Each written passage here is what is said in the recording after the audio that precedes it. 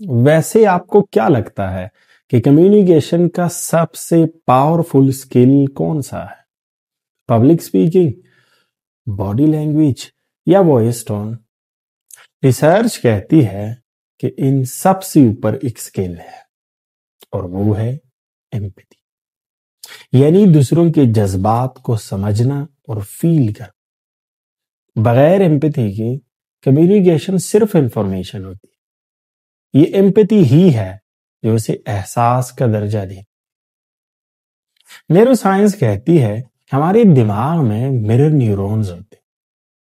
जब कोई इंसान रो रहा होता है और आपको भी आंसू आ जाते हैं, आपको आंसू आना ये मिरर न्यूरॉन्स का ही कमाल है। मतलब एम्पैथी एक बायोलॉजिकल मैकेनिज्म भी है। साइकोलॉजिस्ट कहते हैं कि एम्पैथी की 3 लेवल्स होते हैं। पहला, कॉग्निटिव एम्पैथी, यानी दूसरे के नजरिए को समझना। दूसरा, इमोशनल एम्पैथी, यानी दूसरे की फीलिंग्स को महसूस कर। और तीसरा, उनकी मदद के लिए ख्वाहिश रख।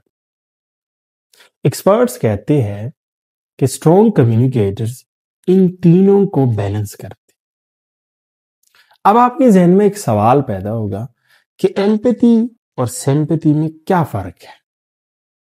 वैसे उर्दू डिक्शनरी में इन दोनों के मानी हमदर्दी के, लेकिन अगर हम एम्पैथी के लिए हम एहसास और हम दिली के मानी इस्तेमाल करें तो ये ज्यादा मौजू रहेगा।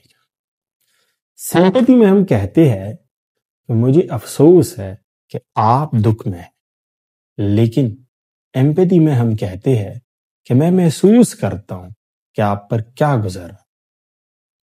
ब्रेने ब्राउन कहती है कि empathy fuels connection, sympathy drives disconnection. या हम यूं भी कह सकते हैं कि empathy is feeling with people. एक तहकीक में है कि एम्पैथेटिक लीडर्स 3 गुना ज्यादा एंगेज्ड और प्रोडक्टिव होते हैं। इसका मतलब है कि एम्पैथी सिर्फ एक नाइस क्वालिटी नहीं, बल्कि ये लीडरशिप और इन्फ्लुएंस का एक क्रिटिकल टूल भी है। एम्पैथी एक ब्रिज है जो लफ्जों से नहीं, जज्बात से बनता है। जब आप ये ब्रिज बनाते हैं, लोग आपकी बात सिर्फ सुनते नहीं, बल्कि उसे फील करते।